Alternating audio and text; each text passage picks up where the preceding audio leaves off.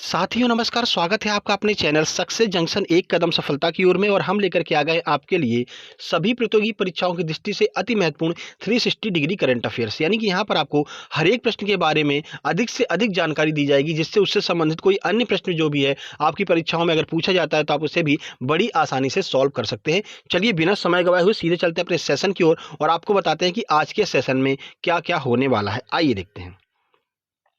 तो today session की बात करें, सबसे पहले यस्टरडे का रिवीजन कराया जाएगा, यानी कि कल हमने जो आपको करंट अफेयर कराई है उसमें से 3 प्रश्न आपसे रैंडमली पूछे जाएंगे और आपको खुद अपने आप को ये चेक करना है कि कल वाले प्रश्न आपको याद है या फिर नहीं याद है। उसके बाद में टुडे करंट अफेयर यानी आज की महत्वपूर्ण current affair full detail information और फोटो के साथ में कराई जाएगी, जिससे चीजें आपको हमेशा के लिए याद हो जाए। उसके बाद में एमपी करंट अफेयर यानी कि मध्य प्रदेश करंट अफेयर के जो भी महत्वपूर्ण प्रश्न बने होंगे वो आपको पूरी इन्फॉर्मेशन फुल डिटेल में जानकारी के साथ में कराए जाएंगे। उसके बाद में स्टैटिक जीके, सभी प्रतियोगी परीक्षाओं की दृष्टि से अति महत्वपूर्ण होती है स्टैटिक जीके प्रश्न जो अभी तक परीक्षाओं में आए हैं और जिनकी आगामी परीक्षाओं में आने की संभावनाएं हैं वो आपको यहां पर कराए जाएंगे।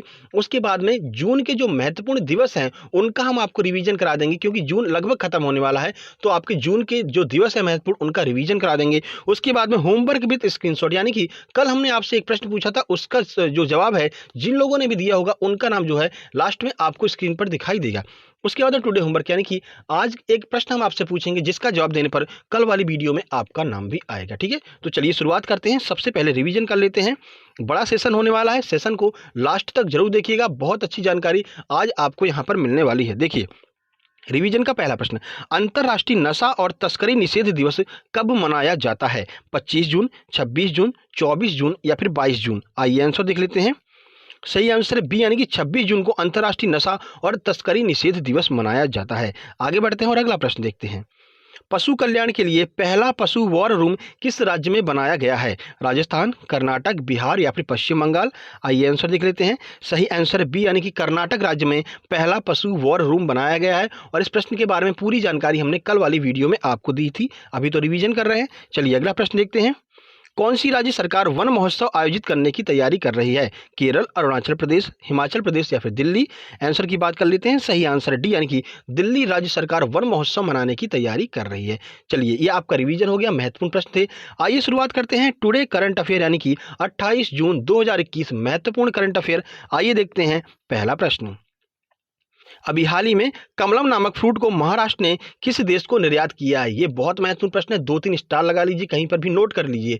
कमलम के बारे में आपको जितनी भी जानकारी मिल सकती है आपकी आगामी परीक्षाओं के लिए बहुत महत्वपूर्ण है। क्यों? क्योंकि अभी हाल ही में ये चर्चा में रहा है और विवाद की वजह से चर्चा में रहा है। पूरी जानकारी आपको देंगे इसके बारे में। पहले ऑप्शन देख लेते हैं, ओमान, दक्षिण अफ्रीका, दुबई या फिर कुवैत?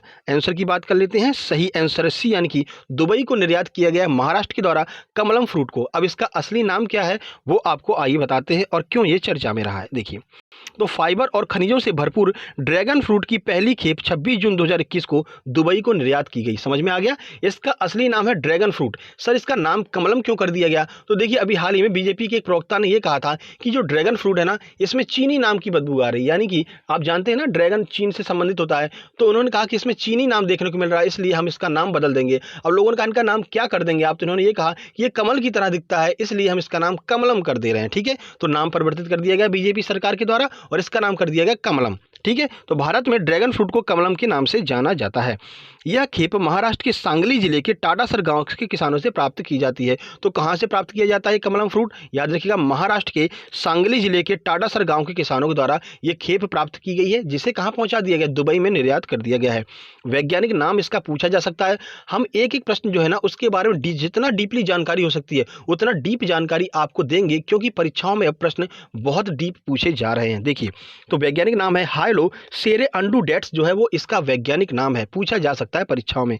इसका उत्पादन कब से शुरू हुआ है? तो इसका उत्पादन 1990 के दशक से प्रारंभ हुआ है। इतनी सारी जानकारी कमलम के बारे में यानी कि ड्रैगन फ्रूट के बारे में आपको याद रखनी है। चलिए आगे बढ़ते हैं और अगला प्रश्न देखते हैं।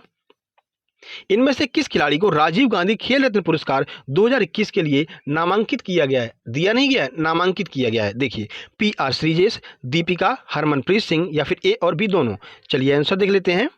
सही आंसर है डी यानी कि ए और बी दोनों। PR श्रीजेश और दीपिका इन दोनों लोगों को राजीव गांधी खेल रत्न पुरस्कार 2021 के लिए नामांकित किया गया है। चलिए इनके बारे में कुछ जानकारी आपको देते हैं, किस खेल से संबंधित है और अर्जुन पुरस्कार 2021 के लिए किसे किसे नामांकित किया गया है, आइए देख लेते हैं।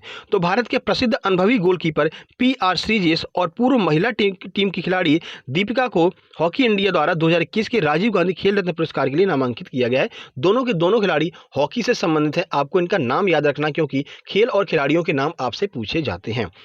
आगे बात करते हैं तो टोक्यो ओलंपिक में जाने वाली भारतीय पुरुष टीम के उप कप्तान हरमनप्रीत सिंह और महिला टीम की सदस्य वंदना कटारिया को अर्जुन पुरस्कार के लिए नामांकित किया गया है। इन दोनों लोगों के भी नाम आपको याद रखने हैं, ठीक है। तो अर्जुन पुरस्कार के लिए किसको किसको, हरमनप्रीत सिंह को जो कि हॉकी से ही संबंधित है, और महिला की हॉकी टीम सदस्य की जो खिलाड़ी हैं उनका नाम है वंदना कटारिया। इन दोनों लोगों को अर्जुन पुरस्कार के लिए नामांकित किया गया है।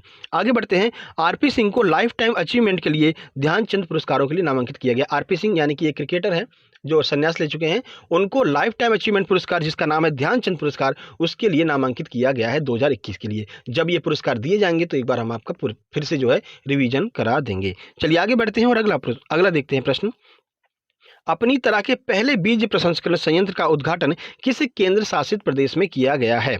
जम्मू कश्मीर, पुदुचेरी, अंडमान निकोबार या फिर लद्दाख? आइए आंसर देख लेते हैं। सही आंसर है ए यानी कि जम्मू कश्मीर में अपने तरह के पहले बीज प्रसंस्करण संयंत्र का उद्घाटन किया गया है, ठीक है। चलिए पूरी जानकारी आपको देते हैं इस प्रश्न के बारे में। देखिए, तो केंद्रीय मंत्री डॉक्टर जितेंद्र सिंह ने 26 जून 2021 को जम्मू कश्मीर के कठुआ जिले में मेगा क्विंटल क्षमता के बीज प्रसंस्करण संयंत्र का उद्घाटन किया है। कहां पर? जम्मू कश्मीर के कठुआ जिले में, याद रखिएगा। इसमें 16 लाख बीज उत्पादन और 24 लाख बीज प्रसंस्करण की क्षमता है, तो क्षमता भी आपको याद रखनी है। यह पूरे क्षेत्र में अपनी तरह का पहला संयंत्र है। जम्मू कश्मीर के पूरे क्षेत्र में पहली बार ऐसा संयंत्र खोला गया है, तो याद रखिएगा जम्मू कश्मीर भी यहाँ पर चर्चा में रहता है। और जम्मू कश्मीर से रिलेटेड जो भी जानकारी, देखिए जम्मू कश्मीर हो गया और लद्दाख हो गया, इनसे संबंधित जो भी जानकारी आपको मिलती है उसको नोट डाउन कर लीजिएगा, उसको याद कर लीजिएगा, आपकी आगामी परीक्षाओं की दृष्टि से अति महत्वपूर्ण साबित हो सकता है। यही छोटे छोटे पॉइंट होते हैं जो आपको दूसरे लोगों से अलग करते हैं, ठीक है ना। देखिए, यह नया संयंत्र न केवल जम्मू कश्मीर बल्कि पंजाब और हिमाचल प्रदेश की जरूरतों को भी पूरा करेगा, ठीक है। चलिए आगे बढ़ते हैं और अगला प्रश्न देखते हैं। टोक्यो ओलंपिक के लिए क्वालिफाई करने वाले पहले भारतीय तैराक कौन बन गए हैं? तो तैराकी में पहली बार किसी ने ओलंपिक में क्वालिफाई किया है, वो कौन है? आइए देखते हैं। हरमनप्रीत सिंह, साजन प्रकाश, दीपिका पल्लिकल या फिर इनमें से कोई नहीं? चलिए आंसर देख लेते हैं। सही आंसर बी यानी कि साजन प्रकाश ने पहली बार यहाँ पर किसी भारतीय तैराक ने टोक्यो ओलंपिक के लिए क्वालिफाई किया है। चलिए पूरी जानकारी आपको देते हैं साजन प्रकाश के बारे में। तो साजन प्रकाश आगामी टोक्यो ओलंपिक के लिए क्वालिफाई करने वाले पहले भारतीय तैराक बन गए हैं। साजन ने रोम में सेटे कोली ट्रॉफी में पुरुषों की 200 मीटर बटरफ्लाई में 1 मिनट 56 सेकंड से भी कम समय में उपलब्धि हासिल की है। क्वालिफाइंग टाइम क्या था? तो qualifying cut off 1 minute 56 second और 48 पल्स था, यानी कि 48 पल्स और अगर हो जाते तो ये क्वालिफाई नहीं कर पाते, लेकिन इन्होंने क्वालिफाई कर लिया टोक्यो ओलंपिक के लिए और ऐसा करने वाले पहले तैराक बन गए हैं भारतीय, ठीक है। टोक्यो ओलंपिक की बात करते हैं तो टोक्यो ओलंपिक 23 जुलाई से शुरू होगा और 8 अगस्त 2021 तक चलने वाला है। चलिए आगे बढ़ते हैं, महत्वपूर्ण जानकारी थी। अगला प्रश्न देख लेते हैं। किस राज्य सरकार ने अभी हाल ही में टोक्यो ओलंपिक स्वर्ण पदक जीतने वालों के लिए 3 करोड़ रुपए देने की घोषणा की है? यानी कि जो भी खिलाड़ी यहां पर टोक्यो ओलंपिक में स्वर्ण पदक जीतता है उसे 3 करोड़ रुपए दिए जाएंगे। राजस्थान, तमिलनाडु, केरल या फिर बिहार? आंसर की बात करते हैं। सही आंसर है बी यानी कि तमिलनाडु सरकार ने 3 करोड़ रुपए देने की घोषणा की है। आइए कुछ जानकारी आपको देते हैं इस प्रश्न के बारे में। तो तमिलनाडु के मुख्यमंत्री M.K. स्टालिन ने टोक्यो ओलंपिक में 3 करोड़ रुपए राशि देने की घोषणा की है जो भी यहां पर स्वर्ण पदक जीतता है। रजत पदक विजेता को 2 करोड़ और कांस्य पदक विजेता को 1 करोड़ रुपए की पुरस्कार राशि दी जाएगी तमिलनाडु सरकार के द्वारा। सरकार ने राज्य के 7 खिलाड़ियों को ओलंपिक में भाग लेने के लिए 5 लाख रुपए भी दिए हैं कि जितने भी राज्य के 7 खिलाड़ी यहाँ पर चयनित हुए हैं उनकी ट्रेनिंग व्रेनिंग की खर्चा के लिए जो है 5 लाख रुपए प्रत्येक खिलाड़ी को दिए गए हैं। चलिए आगे बढ़ते हैं और अगला प्रश्न देखते हैं। अंतर्राष्ट्रीय शिक्षा ई सम्मेलन का आयोजन किसके द्वारा किया गया? आचार्य देवव्रत, अनसुईया उइके, आनंदीबेन पटेल या फिर विश्वभूषण हरिचंदन? आंसर देख लेते हैं। सही आंसर है डी यानी कि विश्वभूषण हरिचंदन के द्वारा यहाँ पर अंतर्राष्ट्रीय शिक्षा ई सम्मेलन का आयोजन किया गया, इसका उद्घाटन किया गया है। चलिए इस प्रश्न के बारे में कुछ जानकारी आपको देते हैं और ये कहाँ के राज्यपाल हैं वो भी आपको बताते हैं।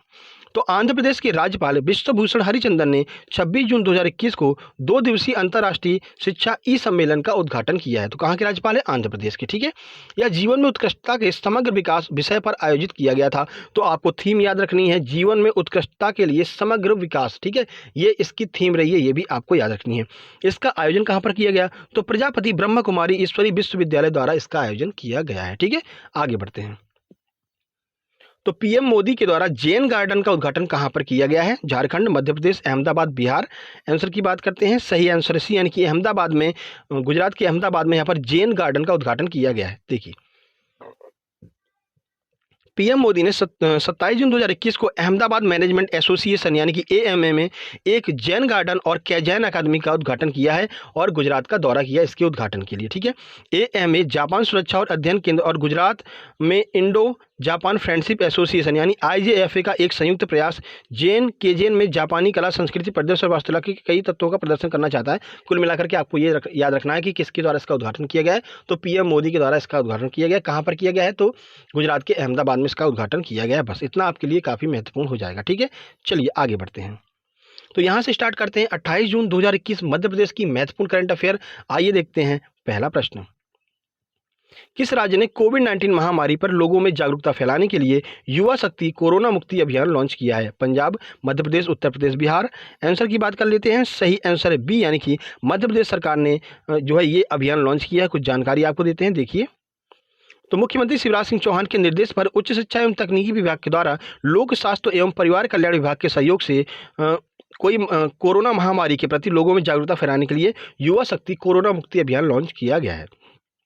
इस अभियान के अंतर्गत कॉलेजों में विद्यार्थियों को छोटे छोटे समूहों में कोविड अनुकूल व्यवहार और टीकाकरण के बारे में जानकारी दी जाएगी। छोटे छोटे बच्चों को यहाँ पर समझाया जाएगा कि टीकाकरण क्यों आवश्यक है। फिर क्या होगा, वो अपने घर पर जाएंगे और अपनी मम्मी पापा को और दादा दादी को समझाएंगे कि टीकाकरण क्यों आवश्यक है। इससे क्या होगा, धीरे धीरे लोगों में जागरूकता बढ़ेगी। अभी क्या लोग टीकाकरण नहीं करवा रहे हैं और ये बहुत घातक है। टीकाकरण हर एक को करवाना चाहिए। मैंने भी जो है वैक्सीनेशन करवा लिया है, तो वैक्सीनेशन हर एक के लिए अनिवार्य है। ठीक है, और आपकी जो एग्जाम आ रहे हैं ना, उनमें आपसे सर्टिफिकेट मांगा जाएगा, आपने वैक्सीनेशन करवाया नहीं करवाया है, तो वैक्सीनेशन जरूर करवा लीजिएगा। चलिए, बिल्किस जहाँ का मकबरा कहाँ पर स्थित है? इंदौर, भोपाल, बुरहानपुर या फिर ग्वालियर। आइए आंसर देख लेते हैं। सही आंसर है सी, यानी कि बुरहानपुर में बिल्किस जहाँ का मकबरा स्थित है। सर महत्वपूर्ण क्यों है? तो आइए देखते हैं क्यों महत्वपूर्ण है, क्यों चर्चा में बना हुआ है। तो बिल्किस जहाँ का मकबरा बुरहानपुर में स्थित है। अभी हाल में 50 साल बाद पुरातत्व विभाग के द्वारा इस मकबरे को खोला गया है, इसलिए ये चर्चा में आ गया है। यह ईरानी वास्तुकला पर बना खरबूजे जैसी आकृति की वजह से इसे खरबूजा मोमबत्ती मकबरा भी कहते हैं। तो याद रखिएगा, मध्य प्रदेश के बिल्किस जहाँ के मकबरे को खरबूजा मोमबत्ती मकबरा भी कहते हैं। चलिए आगे बढ़ते हैं। तो अगला सेशन है आपके सामने स्टैटिक जीके का, छुपा रुस्तम क्लास, महत्वपूर्ण स्टैटिक जीके के प्रश्न। आइए देखते हैं पहला प्रश्न। भारतीय पुनर्जागरण का अग्रदूत किसे कहा जाता है? राजा राममोहन राय, चित्तरंजन दास, जवाहरलाल नेहरू या फिर बाल गंगाधर तिलक।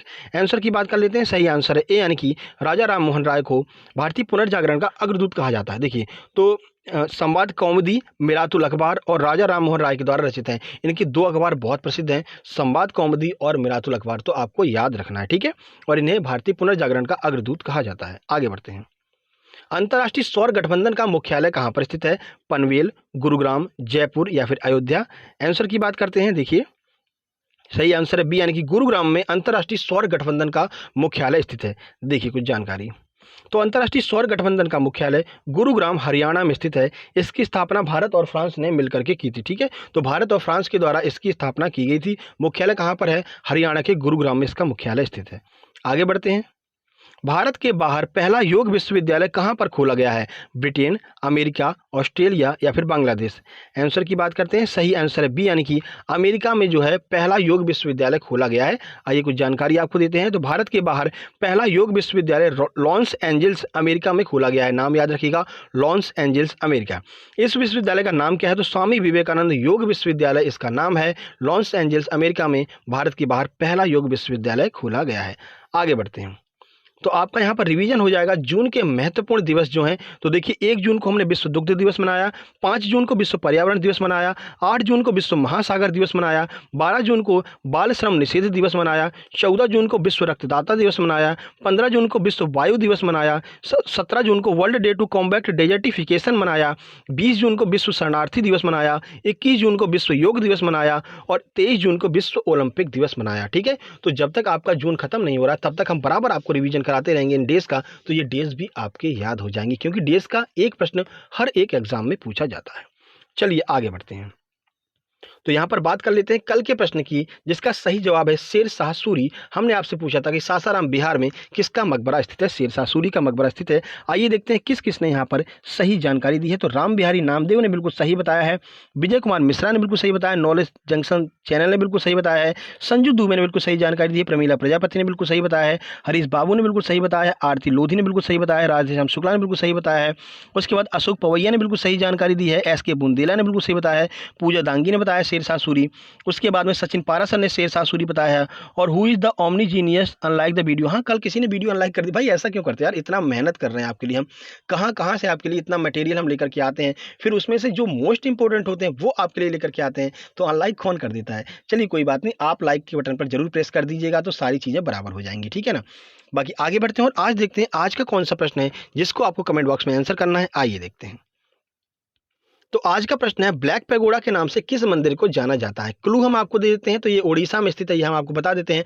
अब आप अपने आप यहाँ पर कमेंट बॉक्स में कमेंट कर सकते हैं कि ब्लैक पैगोडा के नाम से किस मंदिर को जाना जाता है। ठीक है, बाकी आपको बता दें रोज दोपहर में 12:30 बजे हम आपके लिए प्रैक्टिस सेट लेकर के आते हैं। कल भूगोल की प्रैक्टिस सेट लेकर के आ गए थे। ठीक है, और आज आपके लिए हम एमपीजी के महत्वपूर्ण प्रश्न, एमपीजी के की जो करंट अफेयर 2020 और 2021 की है, किस तरह से एमसीक्यूज बनेंगे, वो आपके लिए दोपहर में 12:30 बजे हम लेकर के आ रहे हैं। T20 खेलेंगे, तैयार रहिएगा। जल्दी मिलते हैं दोपहर में 12:30 बजे। ये वीडियो पसंद आई, वीडियो को लाइक कीजिए, दोस्तों के पास शेयर कीजिए, चैनल को सब्सक्राइब करके नोटिफिकेशन बेल जरूर दबा लीजिएगा। मिलते हैं दोपहर में 12:30 बजे एमपीजीके के साथ में। तब तक के लिए नमस्कार, धन्यवाद।